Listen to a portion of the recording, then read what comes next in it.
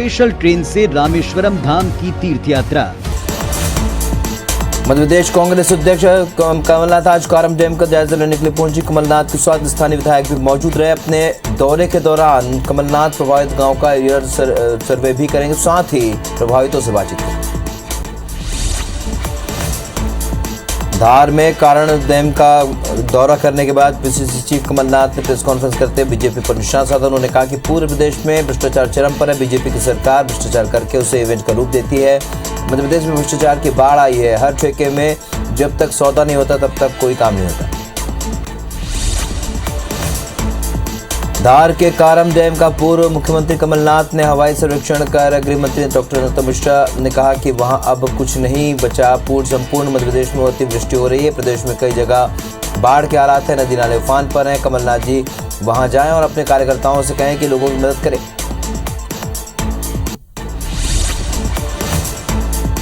हवाई नेता हैं, हवाई सर्वे ही करेंगे। पूरी कांग्रेस सड़क पे पड़ी है, धरातल पे पड़ी है, वो सर्वे कर रहे हैं। जहां कुछ नहीं बचा है वहां सर्वे करने जा रहे हैं कायदे से। वर्तमान में अतिवृष्टि है, कई जगह पर नदियां उफान पर हैं, बाढ़ के हालात हैं। वहां जाएं, कांग्रेस कार्यकर्ताओं को लगाएं जिससे जनता की सेवा हो सके।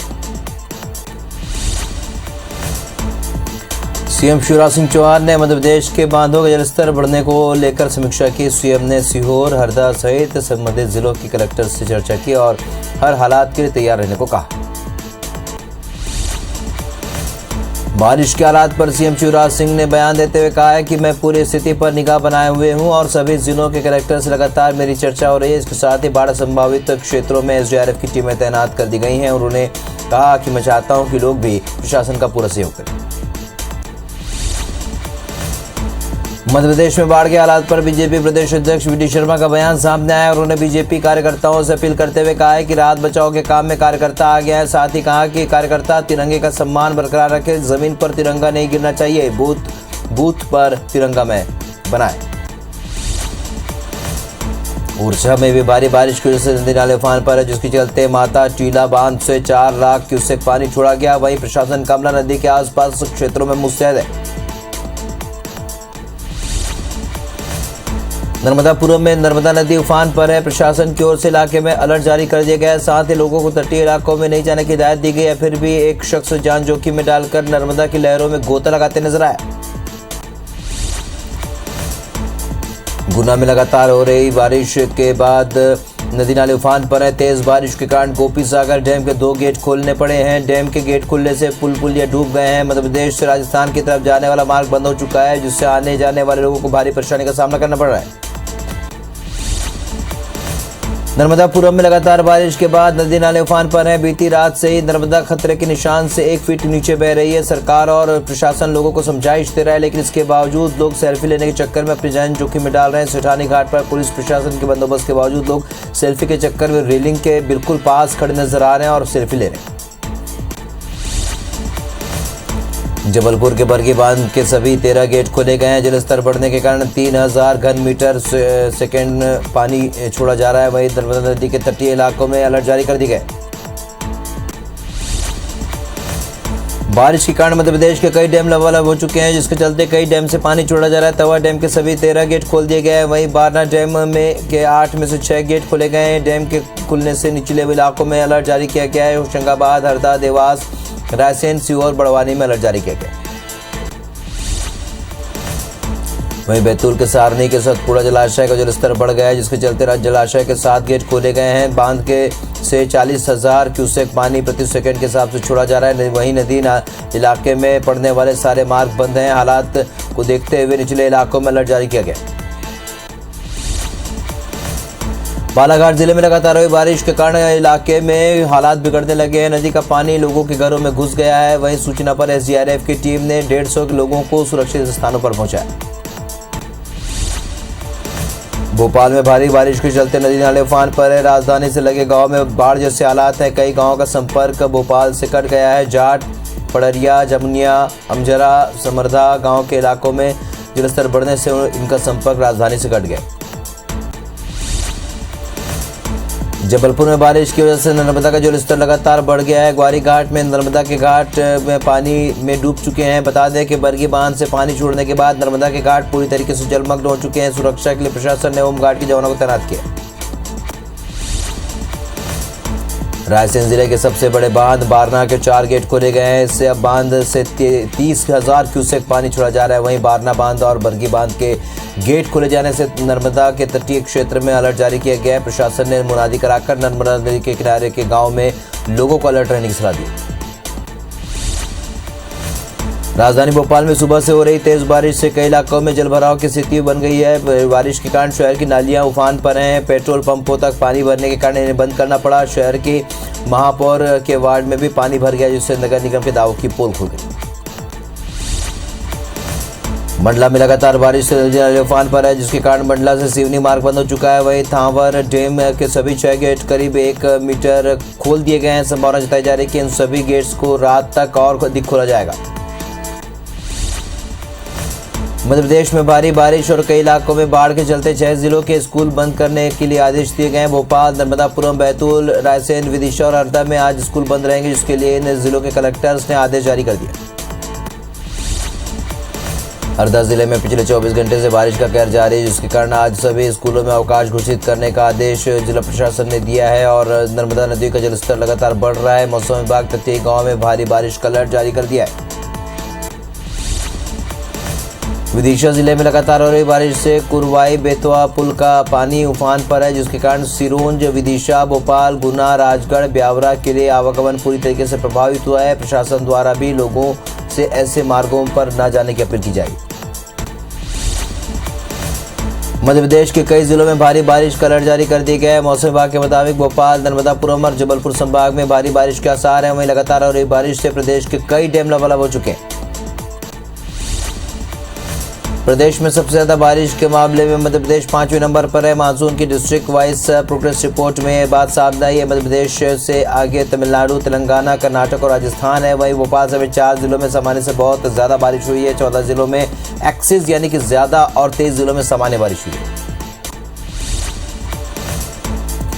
पूर्व प्रधानमंत्री अटल बिहारी वाजपेयी की पुण्यतिथि पर आज सीएम शिवराज सिंह चौहान ने उन्हें याद किया। सीएम ने ट्वीट कर लिखा, मैं अपने गांव जैत से भोपाल पढ़ने आया था। छात्र रहते पहली बार चार बत्ती चौराहे पर स्वर्गीय अटल जी के विचारों को सुना। वो दिन था और आज का दिन है। वो अपनी वाणी, विचार, ज्ञान और कविताओं के माध्यम से मुझ में जीवित है। उनकी पुण्यतिथि पर उन्हें शत नमन।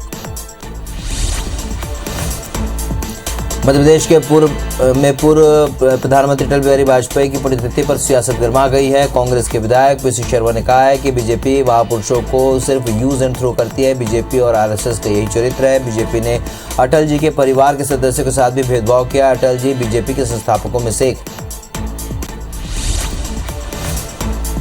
वहीं कांग्रेस के आरोप पर गृह मंत्री डॉक्टर नरोत्तम मिश्रा ने पलटवार किया। नरोत्तम मिश्रा ने कहा है कि हम अटल जी को बिल्कुल नहीं भूले हैं। उनको चरणों में नमन है। अटल जी के चरणों में सुबह ही नमन किया है, पुष्पांजलि अर्पित की है। हमारे आदर्श हैं अटल जी, उन्हें कैसे भूल सकते हैं। कांग्रेसी सिर्फ अपना ट्वीट देखते हैं, दूसरों करें।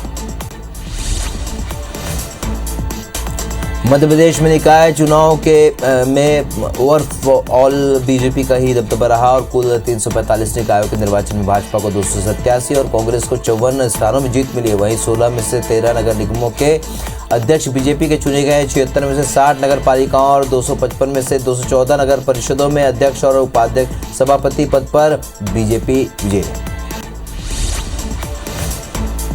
निकाय चुनाव के बाद अब मध्य प्रदेश में छात्र संघ चुनाव की मांग भी उठने लगी। निकाय चुनाव के बाद हर राजनीतिक दल की युवा छात्र इकाई संघ चुनाव के लिए पक्ष में है और कांग्रेस की छात्र इकाई एनएसयूआई ने चुनावों की मांग को लेकर मोर्चा निकालने की बात कही है। अब एनएसयूआई चुनावों को लेकर अभियान चलाएगी। देवास में कैबिनेट मंत्री यशोधरा राजे सिंधिया और कांग्रेस के दिग्गज नेता सज्जन सिंह वर्मा की मुलाकात सियासी गलियारों में चर्चा का विषय बनी हुई है। दरअसल सज्जन सिंह ने यशोधरा राजे से मुलाकात की तो यशोधरा ने मजाकिया लहजे में सज्जन वर्मा को बीजेपी में आने का ऑफर दे डाला, जिस पर सज्जन वर्मा ने जवाब में कहा कि हुकुम, मैं तो तैयार हूँ। सिंगरौली में लोग खस्ता हाल राष्ट्रीय राजमार्ग को बनाने की मांग को लेकर पदयात्रा कर रहे हैं। दरअसल सीधी और सिंगरौली को जोड़ने वाला एकमात्र राष्ट्रीय राजमार्ग 39 है, जो कि 10 सालों से बना रहा है, लेकिन अब तक यहाँ पर ये बन नहीं पाया। खस्ता सड़कों की वजह से लोगों को आने जाने में भारी परेशानियों का सामना करना पड़ा। नितिन गडकरी जी, सांसद महोदया जी, प्रधानमंत्री जी और जो शिवराज सिंह, जो सिंगरौली को जिन्होंने सदैव ठगने का काम किया, छलने का काम किया, जो कहते हैं कि अमेरिका से भी सुंदर हमारी मध्य प्रदेश की सड़कें, तो मैं उनके मध्य प्रदेश की सड़कों को वर्चुअल नहीं एक्चुअल तस्वीर के साथ दिखाने के लिए ये युवा और हमारी सिंगरौली की जनता निकली है सड़कों पे। मध्य प्रदेश के माथे से कुपोषण का कलंक मिटने का नाम नहीं ले रहे। पिछड़े जिले तो दूर, प्रदेश के जबलपुर और जैसे महानगरों में भी हजारों की संख्या में कुपोषित बच्चे मिल रहे हैं। बता दें कि प्रदेश में 18 जुलाई से 31 अगस्त तक डोर टू डोर जाकर बच्चों की सेहत जांचने के लिए दस्तक अभियान चलाया जा रहा है, जिसमें जबलपुर में हर 10वां बच्चा बीमार मिला। 4% ऐसे बच्चे निकल रहे हैं जो कुपोषित हैं। तो दस्तक अभियान का फ़ायदा यही होने वाला है कि जो बच्चे छूट गए थे या किसी कारण से नहीं आ पाए थे संस्था में, उनको फिर से लाया जाए। जबलपुर हाईकोर्ट में ओबीसी आरक्षण पर सुनवाई एक बार फिर टल गई है। रेगुलर बेंच न होने के चलते मामले की सुनवाई आज नहीं हो पाई। 22 अगस्त को सुनवाई के लिए सभी मामले रखे गए थे। 27% ओबीसी आरक्षण के पक्ष और विपक्ष में कुल 63 याचिकाएं दर्ज हैं, जिस पर सुनवाई हो रही है। इंदौर पुलिस तकनीकी रूप से आधुनिक होने जा रही है। दरअसल पुलिस सुधार के तहत विदेश में बने आधुनिक वायरलेस सेट जल्द ही पुलिस को मिलने वाले हैं। 2000 वायरलेस सेट पुलिस को उपलब्ध कराए जा रहे हैं। नए सेट मिलने के बाद पुलिस अधिकारी अपनी लोकेशन को लेकर झूठ नहीं बोल पाएंगे। जीपीएस से उनकी लोकेशन कंट्रोल रूम को मिलती रहेगी। खंडवा रेलवे स्टेशन की लिफ्ट में आज एक परिवार करीब 3 घंटे तक फंसा रहा। लिफ्ट में बने हेल्पलाइन नंबर और रिश्तेदारों के फोन पर मदद की गुहार लगाई, जिसके बाद परिवार फौरन मौके पर पहुंचा और रेलवे के अधिकारियों को इसकी सूचना दी। 3 घंटे की मशक्कत के बाद रेलवे के अधिकारियों ने इन्हें सुरक्षित बाहर निकाला। इंदौर के एमजीएम मेडिकल कॉलेज में हुई जूनियर छात्रों के साथ रैगिंग के मामले में 25 दिन से ज्यादा का वक्त बीत चुका है, लेकिन अब तक पुलिस इस बात का पता नहीं लगा पाई है कि आखिर रैगिंग ली किसने और रैगिंग किसके साथ हुई है। फिलहाल पुलिस का कहना है कि जल्दी रैगिंग लेने वाले सीनियर स्टूडेंट्स के खिलाफ कड़ी से कड़ी कार्रवाई की जाएगी। सिंगरौली जिले के सरई थाना के अंतर्गत तिनगुड़ी के जंगल में एक युवक का शव मिला और ग्रामीणों की सूचना पर पुलिस मौके पर पहुंची और जांच शुरू कर दी है। मृतक के परिजनों ने हत्या का आरोप लगाते हुए जमकर हंगामा किया। फिलहाल शव को सामुदायिक स्वास्थ्य केंद्र भिजवा दिया गया। जबलपुर में सुपरमार्केट स्थित एक ज्वेलर्स शॉप पर चोरों ने चोरी की वारदात को अंजाम दिया। दुकान से चोरों ने लाखों के सोने चांदी के जेवरों पर हाथ साफ कर दिया। लॉर्डगंज थाना पुलिस ने मामला दर्ज कर चोरों की तलाश शुरू कर दी। भिंड में पुलिस की तिरंगा यात्रा के दौरान एक बर्तन व्यापारी के घर लूट का मामला सामने आया है। वारदात के दौरान व्यापारी की बेटी की मौत हो गई। वही घटना की सूचना पर एसपी समेत पुलिस बल मौके पर पहुंचे और जांच में जुट गए। घटना के बाद व्यापारियों में आक्रोश। दतिया जिले के मैथाना पहुंच गांव में कियोस्क संचालक को गोली मारकर 4 लाख रुपए लूट का मामला सामने आया। दिन दहाड़े इस घटना के बाद ग्रामीण दहशत में है। वहीं पुलिस मामले में आपसी रंजिश के चलते की मारपीट बता रही है। फिलहाल युवकों को इलाज के लिए भांडेर अस्पताल में भर्ती कराया गया। पूर्व सीएम अटल बिहारी वाजपेयी की आज पुण्यतिथि है और ग्वालियर में कमल सिंह के बाग में जहां उनका बचपन हो बीता है, वहां पर एक लाइब्रेरी बना दी गई है। लाइब्रेरी में अटल जी की फोटो लगी हुई है और सिर्फ 2 फूल डले हुए, जबकि बीजेपी के कई नेता हर साल यहां आते थे, लेकिन वक्त के साथ लोगों का आने का सिलसिला कम हो गया। भोपाल जिले में 4000 से भी ज्यादा किसान पीएम किसान निधि योजना में अपात्र मिले हैं। अब सरकार इनसे वसूली कर रहा है। कुल 4226 किसानों में से अब तक 747 किसानों से 56 लाख रुपए वसूले जा चुके हैं। अभी भी 3379 किसान ऐसे हैं जिनसे 2.79 करोड़ रुपए वसूले जाने हैं। इंदौर में कृष्ण जन्माष्टमी की तैयारियां अंतिम चरणों में है। शहर के सबसे प्राचीन होलकर कालीन गोपाल और बाके बिहारी मंदिर को फूलों और लाइटों से सजाया गया है। भगवान को 56 भोग भी लगाए जाएंगे। हाथी घोड़ा पाल की जय कन्हैया लाल की घोष के साथ शहर कृष्ण भक्ति के रंग में रंगा नजर आए।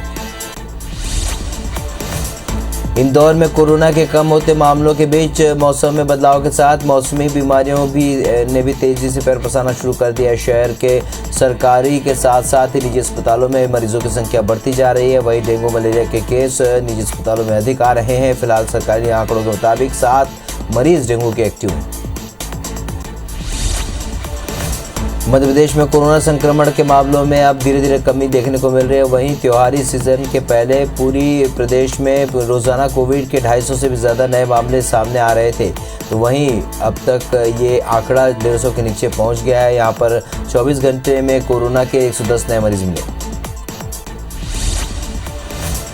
जबलपुर में डिप्थीरिया यानी कि गलघोटू जैसी जानलेवा बीमारी से बच्चों को सुरक्षित रखने के लिए विशेष अभियान की शुरुआत की गई है। महारानी लक्ष्मीबाई स्कूल में छात्राओं को डीपीटी डीटी जो वैक्सीनेशन के साथ ही इस अभियान का आगाज हुआ, जिसमें सांसद राकेश सिंह भी मौजूद।